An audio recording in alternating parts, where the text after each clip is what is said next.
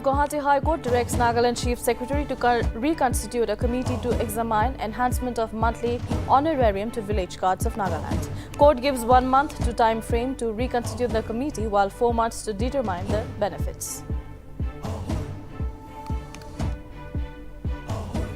Core Committee of 4 wards of Mokokchung set to impose total vehicular ban on the Dr. Nltv Memorial District Hospital Road from December 16. The committee takes decision with 14 days ultimatum to repair the road expiring on Thursday. In view of festive season, Naga Students Federation makes appeal to Southern Angami Public Organization to reconsider the decision of ban on Mao people entering into their areas. SAPO imposed a ban on Mao citizens over issues pertaining to the dispute at Kalotsa area. To promote secure digital services and investment opportunities in Nagaland, the E-Naga Summit 2022 held at the Directorate of Information Technology and Communication in Kohima.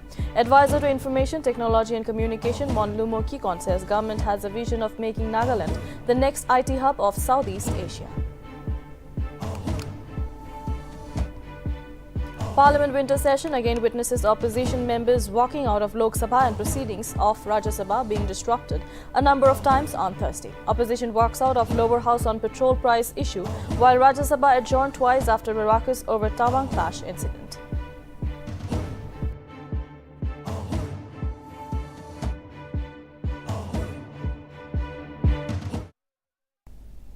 Welcome to Nagaland TV. You're watching Nltv News now. I am Yashira, and now the news in detail. Kohima bench of Guwahati High Court has once again directed Nagaland Chief Secretary to reconstitute a committee to examine the enhancement of monthly honorarium to village guards of Nagaland in compliance with earlier directions of the court. Court's order comes following the petition filed by the Village Guard Association of Nagaland regarding the enhancement of their honorarium in 2017. Notably, an order issued by Justice Songkhup Chung Serto has given 1 month time frame to reconstitute the committee, while 4 months to determine the benefit. The court further directed the Chief Secretary to file a compliance affidavit and stated that listing of the matter for hearing will be held after 4 months from the date of the constitution of the committee.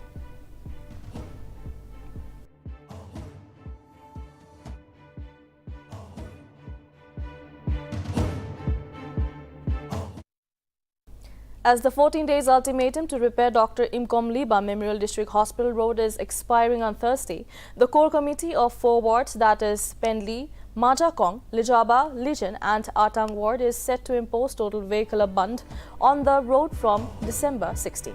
Despite numerous requests from the administration and the relevant department to fix the road right away, nothing had been done. Furthermore, the wards through the office of the Deputy Commissioner of Mokokchung had written several times to the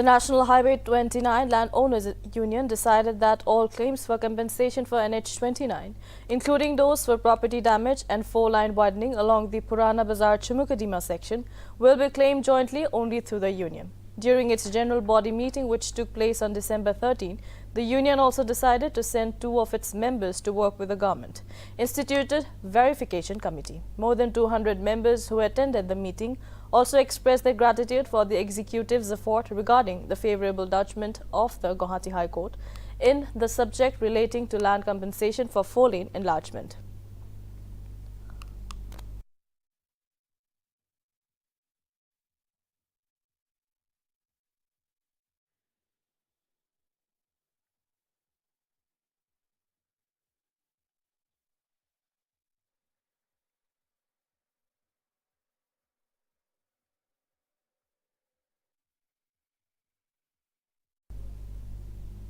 Over the decision of the Southern Angami Public Organization to prohibit Mao citizens from entering the Southern Angami areas, from December 15, the Naga Students Federation appealed to the office of SAPO to reconsider the decision in light of the festive season and in the interest of students' community who will be returning home to join their families for Christmas. It may be mentioned that the organization prohibited Mao citizens over issuing issues pertaining to dispute at Kalotsa area, and in order to avoid occurrence of untoward incidents. The district administration stated that the law and order situation will be maintained in the region.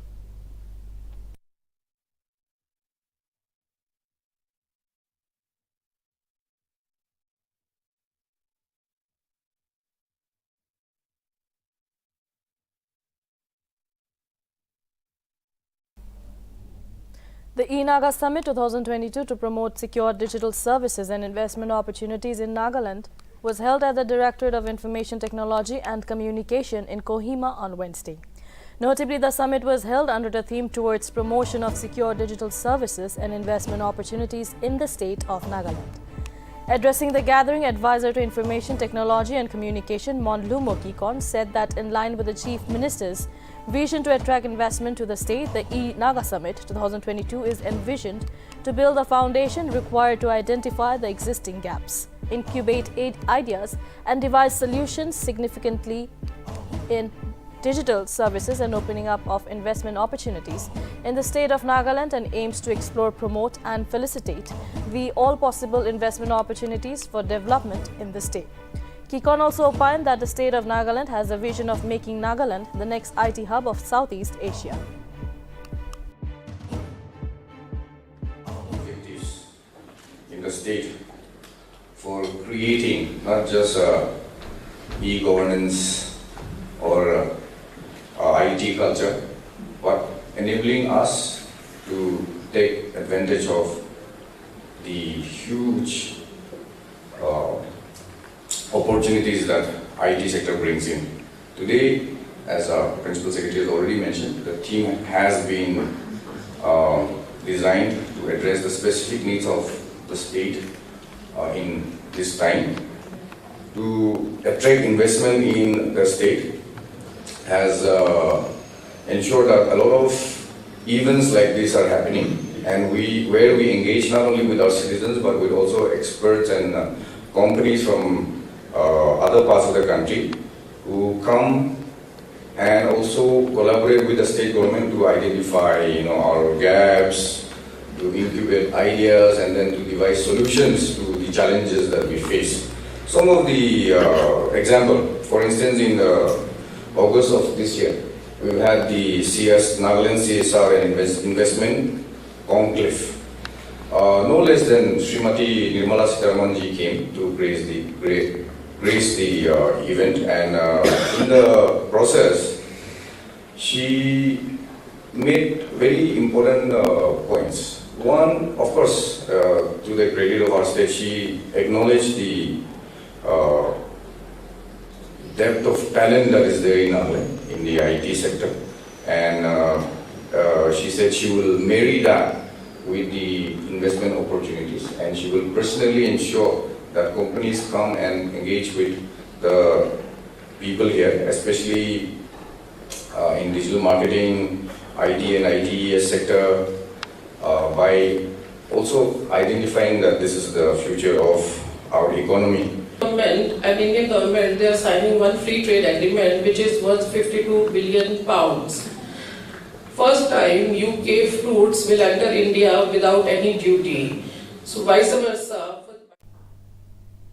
Indian Khelo Football, in collaboration with 343 FK Nagaland Futsal League, is all set to host Asia's biggest trial in Nagaland on December 16 in Kohima and on December 17 in Dimapur. Notably, trials for Kohima will be held in IG Stadium, and for Dimapur it will be held at Greenwood School.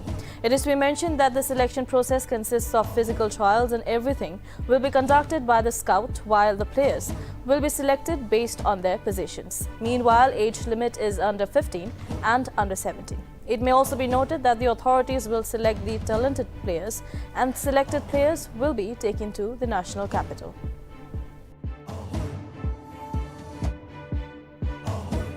And we aim to create platforms for players to provide visibility to the hidden talents in the Northeast region. Basically a non-profit initiative which was started in 2020 with the sole objective to create a structured career path for aspiring football players in India. Our idea was to create a structured path so that many kids and parents come into the football with a view to become a professional football players. And once we have got 100,000 professional football players in the country, we will be able to, the probability of India qualifying into the World Cup would increase drastically. So with this sole objective, we started India Khelo Football way back in 2020. Physical trials across India. We go to not only to the cities, to villages as well. In multiple cities and villages, we conduct trials, physical trials. We select exceptional talent from those cities and villages, and we bring them all together on a single platform physically in Delhi, where we invite all the Indian clubs, ISL, IB clubs and international scouts to come and handpick the kids which has been scouted by us from Pan India. Cover Nagaland, and that is where Joshi and his organization came into the picture. In season 2, we are covering Dimapur and Kohima. We will be conducting physical trials. The kids who get selected in this physical trials, they will qualify for pre-finals and finals, which are going to happen in Delhi. And in this season, there will be more than 10 ISL and IB clubs will be participating to select the talent which we handpicked from across India. In a bid to ensure the protection of every child in the state, a Child Rights and Protection Program was organized on Wednesday at a CC campus, Dimapur. The program was organized by a CC Center for Integrated Development, while the director of a CC Center, Sister Pramila, inspired the gathering. Sister Pramila also highlighted the importance of child rights and protections policy and added that every child has the right to be protected from exploitation, neglect and abuse at home as well as outside. Along with Sister Pramila, Sister Geeta focused on the success and challenges which kept the group together, while a total of 154 children with parents graced the event.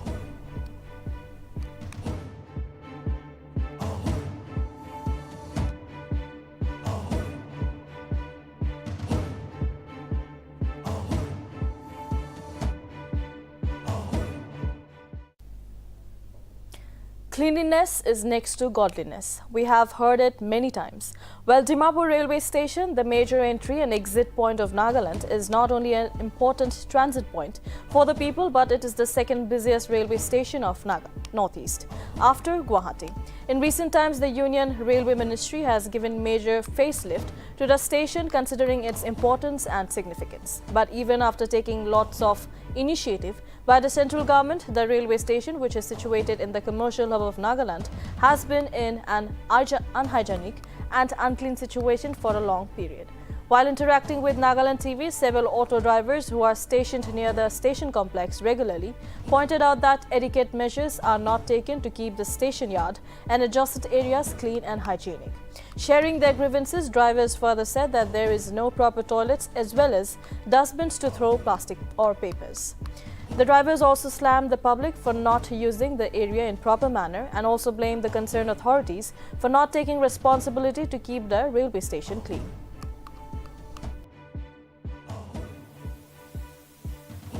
Jewra तो साफ करी है, आज तो नहीं करी है, आज नहीं किया जेवरा, लेकिन डेली साफ करता है।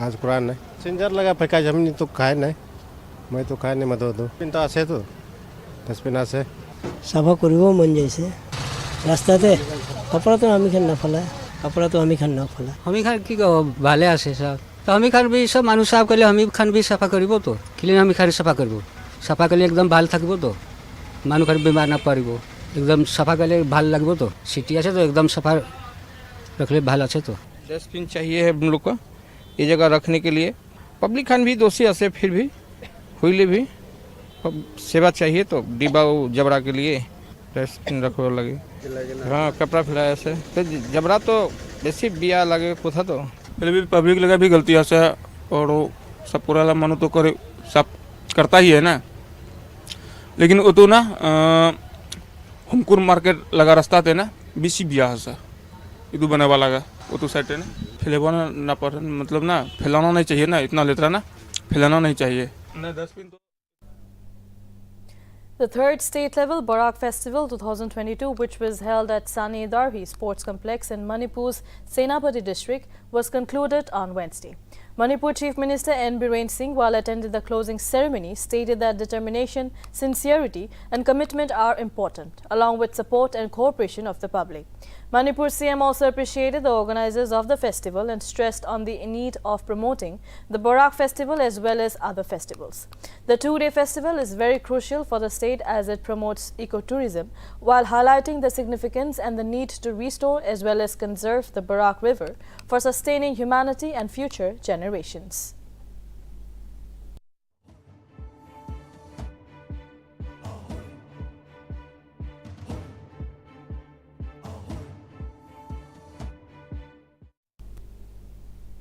Ahead of PM Modi's visit to Tripura on December 18, Chief Minister Manik Saha flagged off Swachhata Rath along with Swachhata Abhiyan on Thursday. Mayor of Agartala Municipal Corporation Deepak Mazumdar accompanied CM Saha during the program. Earlier, Chief Secretary J.K. Sinha also flagged off the cleanliness drive on Wednesday from in front of the Ujjayanta Palace along with Maharaj Ganj Bazar area in Agartala.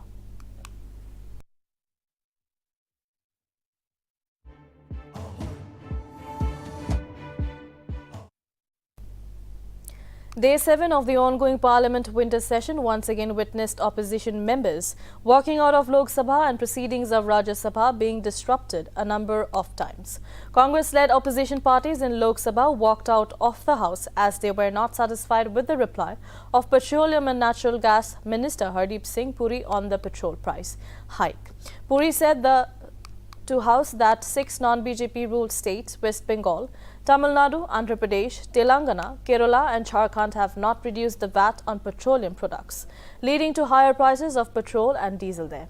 On the other hand, Rajya Sabha was adjourned twice on Thursday after a ruckus over the demand of discussion on the Tawang clash incident to be taken up in the House.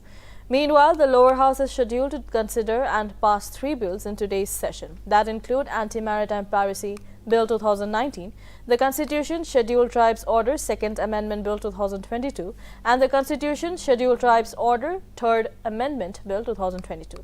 While on the other hand, the upper house intends to hold a short duration discussion on global warming.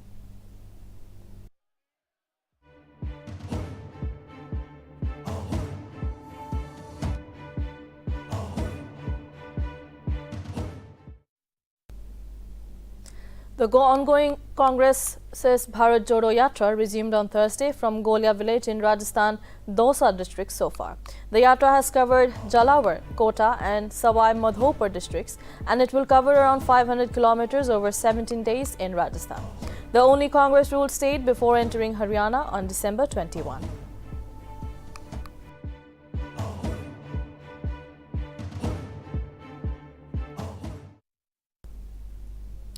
The death tally in the Chapra Hooch tragedy rose to 39 due to the consumption of spurious liquor in Bihar's Saran district.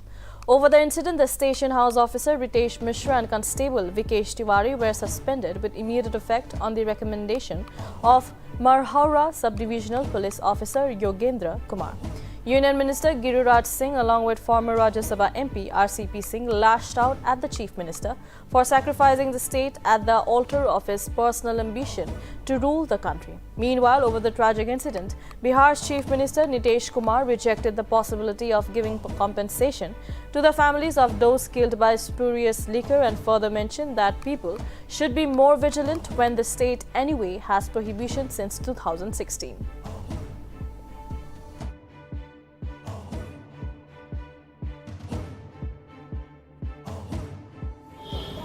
थोड़ा सा भी उनकी संवेदना नहीं जाता और जब सदन में कोई उठाता तो उससे इस ढंग का व्यवहार करते कि जो लोग राज्य की जनता कभी मुख्यमंत्री से ये उम्मीद नहीं करता। अभी तक या तो आप बेकार हो गए हैं, आपको इस्तीफा कर देना चाहिए। वैसे भी नीतीश बाबू मुझे लगता है कि या तो उम्र उन पर भारी पड़ गया है, इतना चिड़चिड़ाहट या फ्रस्ट्रेशन में है। तो हम लोगों ने तो शराब लागू कर दिया, लेकिन आपको मालूम है सबसे पहले 16 में ही ना जहरीली शराब की बात हुई थी और उसका जितना जहरीली शराब हम लोगों ने उस पर कितना एक्शन करवाया था। तो जितना जहरीली शराब, और जानते ही हैं कि लोगों को सचेत रहना चाहिए, लेकिन फिर भी कोई पी लेता है। देखिए, ज़्यादातर लोगों ने इसके पक्ष में सहमति दी है, लेकिन कुछ आदमी को क्या कीजिएगा, कुछ तो ऐसी गलती करता ही है। तब उसके बाद पिछली बार भी याद है ना, जहरीली शराब से मर गया तो कोई कहा कि इनको मिलना चाहिए कंपल्सन के। वाह, जो शराब पिएगा वो तो मरेगा ही। ये तो उदाहरण ही सामने है कि पियोगे तो मरोगे, यही तो बात है। तो इसीलिए अब इसके बारे में तो दुख प्रकट करना चाहिए और उन जगहों पर जा करके समझाना चाहिए।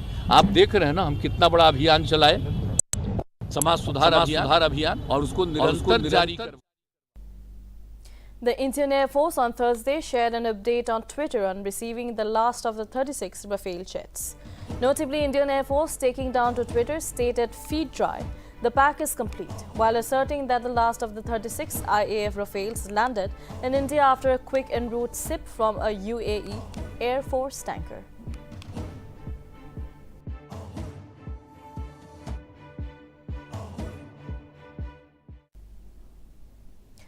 A Delhi schoolgirl who was attacked with acid by two men suffered 8% burn injuries to her face and neck and is currently under treatment.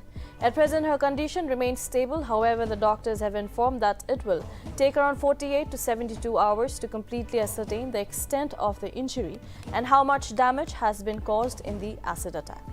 Meanwhile, Delhi Commission for Women has issued notice to two e-commerce giants for selling acid as DCW has learned that the accused had bought acid through Flipkart. It is to be mentioned that the police investigation has revealed that the three men arrested for allegedly throwing acid on the 17-year-old schoolgirl planned the attack very meticulously to mislead the investigators. The police identified the accused as Sachin Arora and his two associates Harshit Agarwal and Virendra Singh.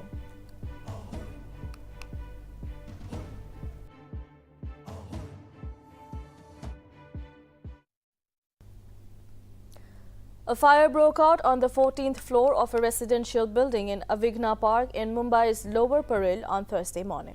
Firefighters have reached the spot and begun operations to control the fire. It is to be noted that no casualties have been reported so far. Meanwhile, it has also been learned that a similar incident took place at the same building last year, resulting in the death of one person.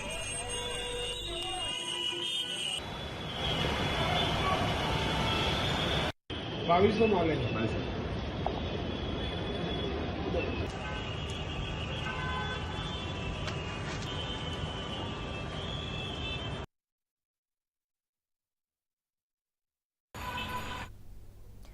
Center for Development of Telematics is currently organizing a two-day global M2M conference which started on Wednesday at National Capital. The Ministry of Communications informed that the conference is being conducted in association with the Department of Telecommunication Government of India and Telecommunication Standard Development Society of India. The conference aims at evolving a synergetic framework for wider collaboration amongst key stakeholders of machine-to-machine ecosystems such as in research and development, academia, government as well as industry. Notably, the workshop was inaugurated by the Chairman of Digital Communications Commission as well as the Secretary to Government of India, K. Rajaraman, on Wednesday.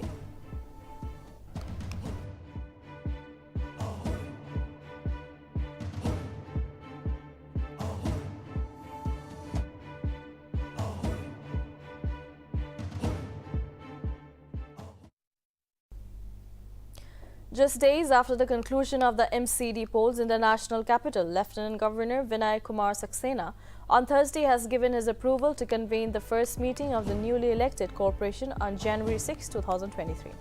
During meeting, the corporation will elect one chairperson, which will be known as mayor, and will elect another member as deputy mayor. Notably, the proposal to convene a meeting was moved by the Commissioner on December 12 and was approved by the Chief Minister Arvind Kejriwal and Deputy Chief Minister Manish Sisodia on December 14.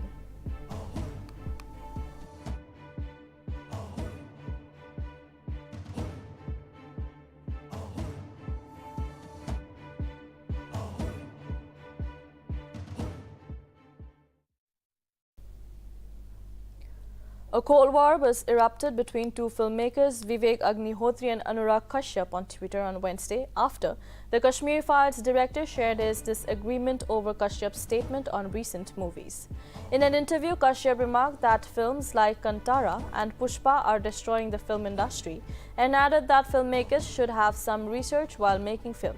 Hitting back at the statement made by Kashyap, Agnihotri took down to Twitter and mentioned that the director completely disagreed with the statement made by Kashyap and sarcastically called him Bollywood's one and only my lord. Reacting to the tweet, gangs of Wasseypur directors slammed Agnihotri for not doing proper research while making films. Meanwhile, the war has divided social media into two, as some fans are in support of Agnihotri and some standing along with Kashyap.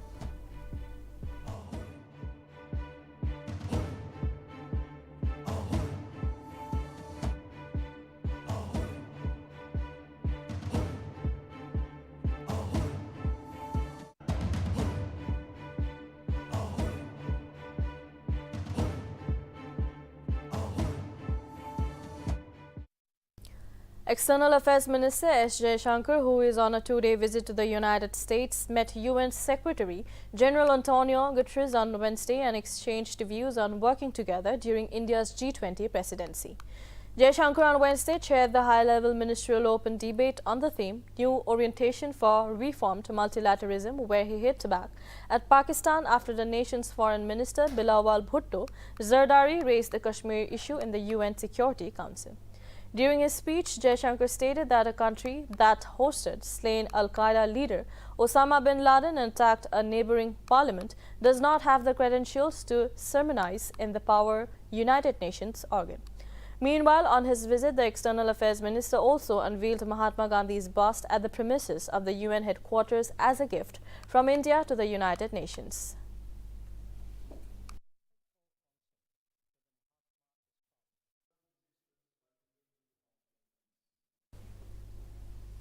External Affairs Minister S. Jaishankar, who is on a day 2 visit to United States, Union Secretary Guterres Ontario on Wednesday and exchanged views on working together during India's G20 presidency. Jaishankar on Wednesday chaired the high-level ministerial open debate on the theme New Orientation for Reform Multilateralism, where he hit back at Pakistan after nation's foreign minister Bilawal Bhutto Zardari raised the Kashmir issue in the UN Security Council.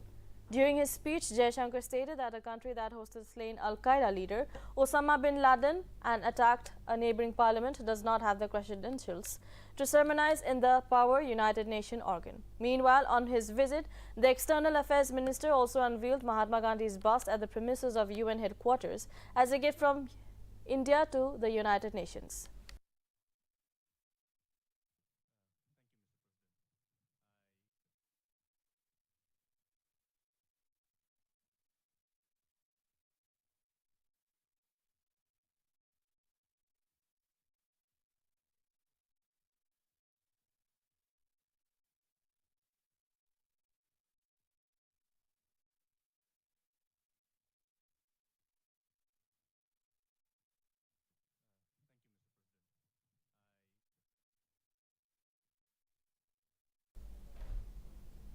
On day 2 of the first test match between India versus Bangladesh, a gritty fight back by Indian lower order batsman has put India in advantageous position against the host nation.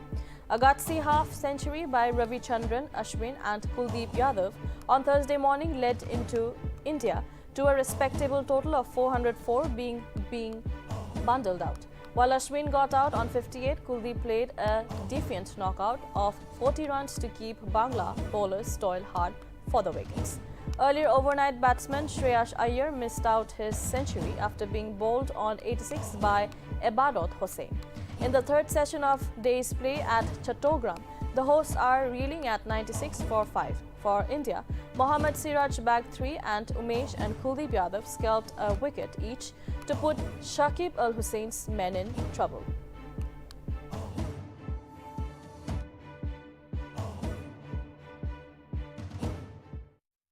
That is all for now. Keep watching Nagaland TV for more news and updates.